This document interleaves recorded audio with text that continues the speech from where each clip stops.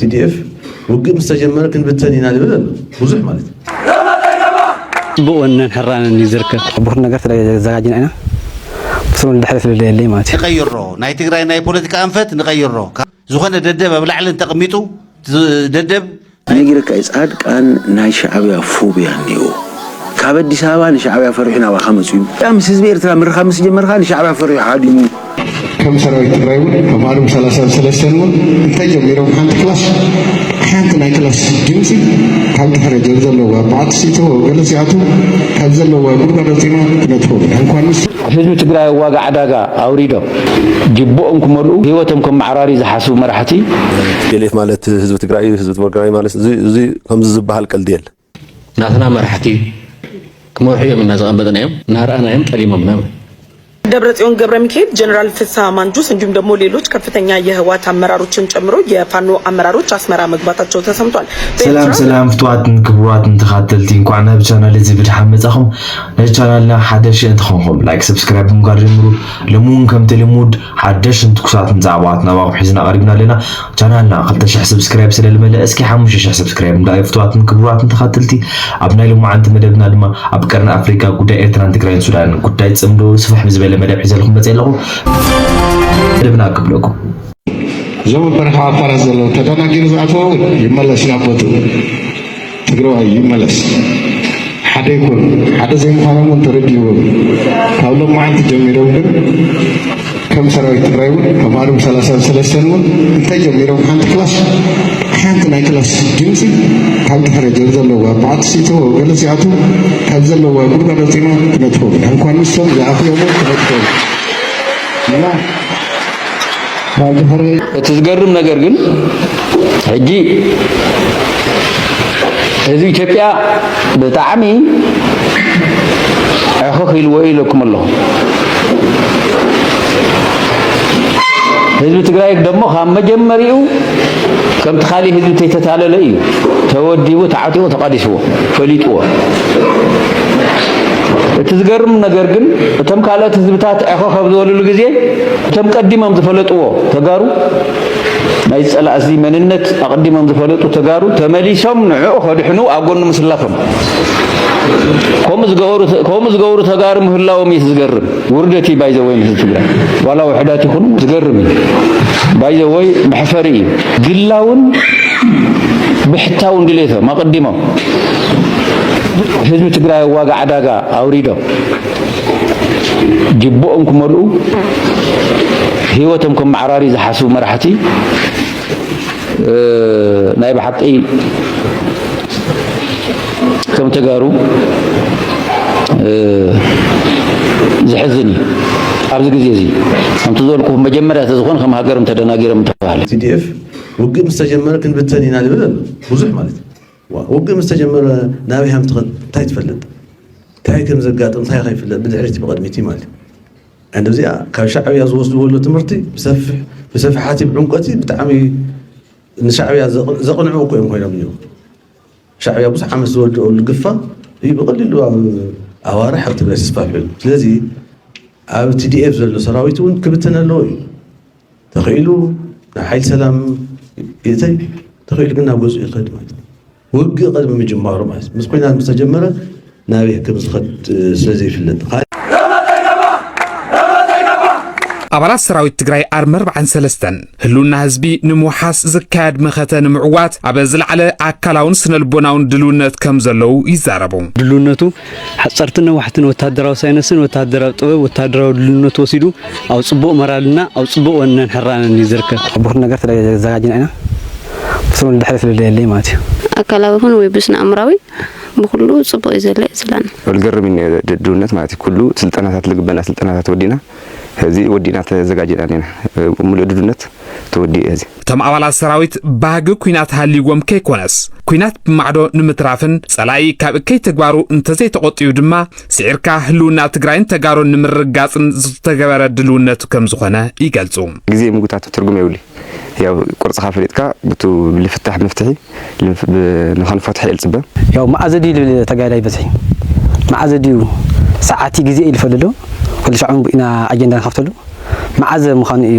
ኩሉ ሻዕ ንልጽበ ቀንዲ መቃለስ ዕላማ ሰራዊት ትግራይ ግዝኣታዊ ሓድነት ትግራይን ልዕሊ 6 ዓመት ኣብ ኬንዳ ዝጸንሕ ዘሎ ተመዛባሊ ናብ መረበቱ ምምላስን ምዃኑ እውን እቶም ኣባላት ሰራዊት ትግራይ ይሕብሩ። ዓድና ሓራ ንኽነውፅእ ዘይተመለሰ ግዝኣት መሬትና ክነምልስ ተፈናቀልትና እውን ናብ መረበቶም ክንምልስ ሙሉእ ምድላዋት ጌርና ኢና ንርከብ። እቲ መሬትና ተታሒዙ ዘሎ መሬትና ንምምላስ እዩ ቀዳማይ ነገር። ካልኣይ ነገር ደግሞ ተፈናቀሉ ዘሎ ህዝብና ናብ መረበቱ ንምምላስ እዩ። ወራሪ መጽያ ትግራይ 6 ዓመት ጌርና ልክዕ ምዞም ተፈናቀልቲ ማለት እዩ። ተፈናቀልትና ግን እስካብ ዛኸቲ ደይመለስናሎም ህራስ ይብልና ክንምልሶን ግዴታና ስለሆነ 6 ዓመት ኣብ በረኻ ዓድና ለህዝብ ነልና ማለት እዩ። ቤት ቃልሲ በቃ أو لكوك نوصح هنا نتقدر تجمعات بزحي بوصح كبات قلت تدخلها بزح بصلاة كبعنا له الصلاة اللونا بتو تنام جماعتنا فيدرال من قصة البالتو ناي صلاة لسهم اللي بتفايت عند علمنا كولت وشدش عامة ملوء أو كنا تتوتي على تمزالينا تمزالي لو مربوط بالمناسي بناي صلاة حسوت تتاليلهم عدم حديقهم ناب إيد صلاة زخد زلو من عسي ناب ونقوم كملسو أبلا سراوي تجراي أرمر بعن سلستن سويهم ደብረጽዮን ገብረ ሚካኤል ጀነራል ፍስሐ ማንጁስ እንዲሁም ደግሞ ሌሎች ከፍተኛ የህወሓት አመራሮችን ጨምሮ የፋኖ አመራሮች አስመራ መግባታቸው ተሰምቷል። በኤርትራ በህወሓትና በፋኖ አመራሮች መካከል እየተፈጠረ ያለውን ጽምዶ ተከትሎ የፈጠረው ጥምረት ህዝብ ለህዝብ ግንኙነት ነው ካሉ በኋላ አሁን ላይ በትግራይ ክልል የተጀመረውን እንቅስቃሴ መነሻ በማድረግ አጠቃላይ የጦርነቱን ሂደትና በቀጣይ የሚያደርጓቸውን እንቅስቃሴዎች ለመገምገምና ሌሎች አቅጣጫዎችን ጭምር ለመቀበል ወደ አስመራ ማቅናታቸው ተሰምቷል። ዶክተር ደብረጽዮን ገብረ ሚካኤል በትግራይ ክልል ያለው ውጥረት እየተባባሰ በመጣበት ወቅት ላይ ወደ አስመራ ያደረጉት ያሉት ተደጋጋሚ ጉዞና ጉብኝት ደግሞ የኤርትራ መንግስት በቀጥታው ከዚህ ጉዳይ በስተጀርባ እንዳለበት የሚያመላክት መሆኑን ነው የተነገረው። የተለያዩ የውስጥ አዋቂ ምንጮች እየገለጹት ባለው መሰረትም ጀነራል ፍስሐ ማንጁስ እንዲሁም ደግሞ ጀነራሎቹም ሌሎች ደግሞ የፋኖ አመራሮች ጨምሮ ወደ አስመራ ማቅናታቸው የአካባቢውን ውጥረት ይበልጥ የሚያባብስና ወደ ጦርነት የሚያደርጓቸው እንቅስቃሴ ብቻ ሳይሆን የጦር መሳሪያ ዝውውሮችን ጨምሮ ሌሎች እንቅስቃሴዎችም እንደሚደረጉ ጭምር ተገልጿል። ይህ ደግሞ ኤርትራ በሱዳን እያደረገች ያለችው ስትራቴጂካዊ የሆነ የጦር ሰፈር ግንባታ ወይም ደግሞ ወታደራዊ ማከማቻዎችን ጨምሮ ያሉ ሂደቶች ላይ እንደሚወያዩ ነው የተገለጸው። ከትግራይ ክልል እየወጡ ባሉ መረጃዎች አሁንም የትግራይ ህዝብ ከፍተኛ የሚባል ስጋት ውስጥና ጥያቄ ምልክት ውስጥ መኖርንም እየተገለጸ ይገኛል። هذه ኣብ ትግራይ ክንገብሮ እንደል ዘለና ለውጢ ናይ ፖለቲካ ምሕደራ ለውጢ ብጣዕሚ መሰረታዊ እዩ፣ ብጣዕሚ ፋንዳሜንታል እዩ። በኻሊ መንገዲ ገልጾ አይሸግረን ስርዓታዊ ዝኾነ ነገር ስለዝነበረ መሰረታዊ ለውጢ ኢና ንጅምር ዘለና አንፈት ናይ ፖለቲካ ምሕደራ ናይ ትግራይ ንቕይር ኣለና እንታይ እዮም ተመፈላላይ ዝብል በደንብ ምርዳእ ጽቡቕ ይመስለኒ። ኣብ ትግራይ ዝጸንሐ ናይ ፖለቲካ ምሕደራ ናይ ፖለቲካ ፓርቲን መንግስትን ሓደ እዩ ኢልካ ናይ ፖለቲካ ፓርቲን ትግራይ ህዝቢ ትግራይን ሓደ እዩ ኢልካ ኣዚፍ ህዝቢ ትግራይ ቲፒኤልኤፍ ምስ ተፈጠረት ከም ተፈጠረ ብዘምስል ዓይነት መንገዲ ናይ ፖለቲካ ፓርቲን ናይ ኢኮኖሚ ምንቅስቃስን ኣብ ሓደ እዩ ዝጥርነፍ ኢልካ ናይ ፖለቲካ ፓርቲን ሰራዊትን ኣብ ትሕት ሰራዊት ኣብ ትሕት ፓርቲ ዝኸውን ኢልካ እቁብ ተቋፂርካ እድር ተቋፂርካ ሓደን ሓሙሽተ ኢልካ ሕብረተሰብ ጠሚርካ ሒዝካ ከም ማሕደር ዝደሊ ሓይል ኣሎ። እዚ ሓይል እዚ ብኸይዲ ተፈጢሩ ኣብ ነዊሕ ግዜ ተፈጢሩ ገሊኡ ምናልባት ብተንኮል ፈጢሩ ይኾን ገሊኡ ድማ ብግርህና ፈጢሩ ይኾን ነዊሕ ግዜ ገይሩ ተፈጢሩ እዚ ድማ ዘበነ ምፅዎ ቶም ኣብ ትግራይ ዝነበርኩም መናእሰይ ተቃለስቱን በብግዚኦም እናተቃለስኩም መፂኹም የለን እዚ መንገዲ እዚ የኺደናን እዚ መንገዲ እዚ የኺደናን ፓርቲታት ናይ ኣባላተን ውዳበታት እየን ንፖለቲካዊ ስልጣን እየን ዝወዳደራ ስልጣን ተሒዘን ዝበለፀ ዝገብርኦ ነገር ናብ ህዝቢ እናቕረባ ህዝቢ እናፈለጠን በኣባላተን ፅሬት ብናይ ስራሕን ብቕዓት እናተመረፃ እየን ናብ ስልጣን ዝኸዳ በዚ ዝገብርኦ ውድድር ድማ ነቲ መንግስቲ እናሰሓላ ዝበለፀን ህዝቢ መገልገል እናገበራ እየን ዝኸዳ። ስለዚ ሓደ ፓርቲን ህዝብን ሓደ እዩ፣ ሓደ ፓርቲን መንግስትን ሓደ እዩ፣ ሰራዊት ናይ ሓደ ፓርቲ እዩ፣ ኢኮኖሚ ኣብ ትሕቲ ሓደ ፓርቲ እዩ፣ እድር ኣብ ሓደ ፓርቲ እዩ። ሓዳር ከይተረፈ ኣብ ሓደ ፓርቲ እዩ ኣትዩ ዝወስድ ፓርቲ ይኣኽለካ እዩ ዝበሃል ዘያታታእሽሙ። ስለዚ ታፈላላይ ብግልፂ ምፍላጥ ጽቡቕ እዩ ዝመስለኒ ንቅድሚት እውን ጠቃሚ ስለ ዝኾነ እዚ ናይ ፖለቲካ አንፈት ንቀይሮ ናይ ትግራይ ናይ ፖለቲካ አንፈት ንቀይሮ ካብቱ ዝጸንሐ መግለላይ ዝኾነ ጠማራይ ዝኾነ ንኹላ ነገር ሱ እንድሕር ዘይተቋፂሩ ናብ እንታሽሙ ዘያቱ بخيد دما دفيو زخنا ددب بلعلن تقميطو ددب نايت بارت ماشينري حيزو كم دلايون حزب تግራይ ኣብ ስቃይ እናቶ ኣብ ኩናት እናቶ ዝኸደሉ ናይ ፖለቲካ ምሕደራ ስርዓት ንቀይር እዩ ጋራት ከይፍጠር TPLF ማለት ህዝብ ትግራይ ማለት እዚ ከምዚ ዝበሃል ቀልዲ የለ ትክክለኛ ቋንቋ ህዝብ ትግራይ ብዙሓት ፓርቲታት ፈጢሩውን እዩ ካብተን ፓርቲታት ሓደ TPLF ኾን ይኽእል እምበር ህዝብ ትግራይ ማለት TPLF ማለት እዩ ዝብል ካይዳ ኣይኮነን እውን ህዝብናውን ባዕሊ ብግልጽ ይናገረሎ ዝተፈላለዩ ሓሳባት ከይመጹን ከይረአዩን ዝገብሩን ስለ ዝኾነ ትክክለኛ ቋንቋ ኣይኮነን ምድንጋር ከምታ ሙዚቃ ትዝረግ ስራሕና መራሕና እውን ተዘሪቡ ትግራይ ተጎዲኡ ክንዲ ብሓቢርካ ንብልጽግና ትገጥም ኣብዚ ኮይኖም ንብልጽግና ዝሰርሑ ናትና መራሕቲ ክመርሑ እዮም ኢና ዝቐመጥናዮም እናርአናዮም ጠሊሞምና ቅድሚ ኣዲስ ኣበባ ምኻዶም ጠሊሞምና ታስምዕ ፕሪቶሪያ በዋና ብብልጽግና ተሓበርቲ ከኣተ ሕማቅ ኣጋጣሚ ኮይኑ ተሓበርቲ ከኣተ ረኺቦም ተዝለዓለ ጉድኣት እንተሃለ ውሽጢ ሓድነት ተዘይሃልዩ ብዙሕ ነገር ይመጽእ ማለት ዝርግርግ ከብሉ ዘይከኣልዎ ዘይገበሩ ነገር እውን የለን ናይ ኪነት እውን ተልዕል ነርካ ኪነት በዓሉ ይዝረግን ዘረግቲ ስለ ዝነበሩ እዩ ህዝብ ትግራይ ዘሪጎሞ እንዲኦም ንኹሉ እዮም ዘሪጎሞ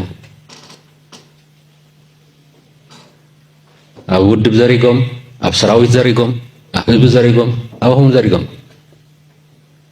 ካብ ምድራብ ኮኑ ኩሉ እዮም ብፍሉይ ንኣኹም ኣይትብፅሐኩም ካብታ ምንጭ ኣንስያ ካብታ መራሕቲ ትመፅእ ንኹልና ዘሪጋ ማለት እዚ ንመን ጠቐመ ንብልጽግና ንጸላእቲ እዚኦም ዝደልዩ ነይሮም እዚኦም ሰጢሞም ዘይቆጠም እዮም ዝበሃሉ ሕዚ ረኺብና ኣለና መእተዊ ሰርሲርና ረኺብና ኣለና ተዓዊትና ኣለና እውን ይበሃል ነይሩ መቆናጠጥ ስለ ዝረኸቡ ማለት እዚ እውን ተሓዊስዎ ታስምዕ ፕሪቶሪያ ያው ቅጽለ ይኽእለት 4 ዓመት ትጥሕሰት ዝጠሓሶ ጥቅምትና ፈሪምና 2015 ካብታ ተሓሳስያ ትጅምር ሸዓ ዓመት زنا كبيد برات مرقاف غير ملز بهذا المرة تذكروهم نسا تفتح انت لا كبيد برات قلنا نقولني وررتي كوز يعطيني ران تفضل قلنا نقولني يعطي مالت قالت 15 سنة دي مرقا بحساس 15 شعب كوز مالت يكون نجم 15 سنة جمر 16 سنة جمر له مالت تزي الأسفل تقرر مالت عدك تفتح عندنا نحن ما تقوينا هنا عدك فتحنا تانا كبيد برد نمتاينا ومسانا قديفكم عدك فتحنا نمنتاي قلتي فاك تتسن ورد قوس منك concurrently أتول تسمع سادا disarmament concurrently withdrawal of force سياتل نان NDF بزل مالي زيقلصو ناي مكلاكيا زي يخونو كلهم هو سياتل concurrent بحده وأزي أنت خوينا نحنا له كله حزي شو عايزنا نروح حزون حزنا نبوستو ملاس لازخنا بارقل كيفنا نراقف نجاجا نيرنا هنا نعطينا نفتحن فمزين نقبر إنه دحم نفتح بجهزنا يأتو فليون كتول لك قدمون فليون كتول لك هاي ليه تحس زي كسر له ليه تحسب أبسط قرابة صبويو تجراي مساشن نفنا يوم كنا شنفهم منا قلت يزي نشنفهم دينا هنا نشنفهم من زول نجار من حتى زعت نجار يلا بعلهم استشنفوا نحنا ساعة قتمتم نقول ساعة ندالو تصنحوا حيل مبر تشنفهم ديهم ما يتشنفون أو حتى يكونن تلوتي توزي زلة تأكيو زلون أيكونن راح يكونن توشت زلوني عوي معبل اللوشت عوي معبل أفت من أسيل عوي معبل أفت حارس سيل عوي معبل أفتو خالي محبر سوال أفتنا الدتات الله زيتو حدا ربط خالي عوي معبل نسوم ذي تردوا وتزخكوا زلو تونجاز حزلو تونجاز حزون ناتناي لا يكونن وحدات لا كلنا يقول يمو سرفقن سون معبليو زي حيزناون كن سعره مينا قالي أبدأ جزء الحيل لنا TPF الله TPF يشكليو هزن ساعة كله قفف كله ذنجينا يولي جن تدالينا كم نسعرهم كوينا هنأتصل زلنا كم نسعرهم كوينا نمبر كم تخصهم يكونن متخصص راح أقول الذي يكون مسعر ما خل غيرك كن أتصل زلنا يزيد ما مسوزول الحرسة مسوزول دلايلوتي متحوار وساني نايزي مدلاو نازي أمنجر وساني آتينا خاتقرين تاينا نقبر زول أجندة العيل الله آتينا نوزق بنخلي يكون نقبر ذلنا تقارو حدا كنشاشام يبلناني لي حسان مششام كنحس يبلناني لي ولا نقصالي كسرح يسوال سندون مششام كحس يولن مم هزب زمرصو منغسي هلو كاب تحت جميرنا كاب طابع جميرنا هزب نامرص مكريوت يفطر وحدات بارتات كوكلا خلا ولا بريزيدنت هزب يمرصو الى حسانه تمكريوت يمرصو الى زامن زينا هن حتى مكريوت يمرصو ስለዚህ ማንም ነስግራይ ዝሾመሉ ዝሐረየሉ ሰብ ክል ይውልድ ህዝግራይ በዓል ገዛ ይኸውን ሞዚ ይኸውን ተተሻሽምና ግን ከንብተኒና ኢለ አምን ገለ ሸይሞ ገለ ገይርዎ ገለ ሃምዘ ኮይኑ እናበላይና ክንሻሻ ስለዚህ እዚ አና ክንጥንቃ ካብ ዘለናን አና ክዝረው ነው ሰማዕኹን አንተ እንዲከት ኮይኒዩ ከመናሰውን ናይ ደኾን ሸመኒ ናይ ደኾን ሃምዚ ገብረን ዘይኮነ ህዝቢ ክመርፀኒ ጽቡቕ ሰርሕለኒ ኢልና ክንሓስብ ተኻሊኡውን ካሊ አውዚ ሓደ ዝራኽዎ ቅድሚ ሕዞን ዝረብ ዝነበረ ሽማግለ ምፅላእ እዩ ሕማቕ ሽማግለ ምፅላእ ጽቡቕ እዩ